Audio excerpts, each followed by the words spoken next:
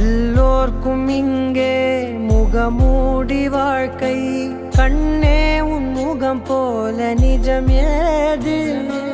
உலகத்தின் ஓசை ஓயாது கண்ணே, என் தோளில் தலை சாய்ந்து நீ தூங்கு. இன்னும் இன்னும் நெடுந்தூரம் சென்றார் அன்பென்னும் ஊர் சேரலாம். பொன்னும் பொருளும் தேடாத உறவை அவ்வூரில் நீ காணலாம்.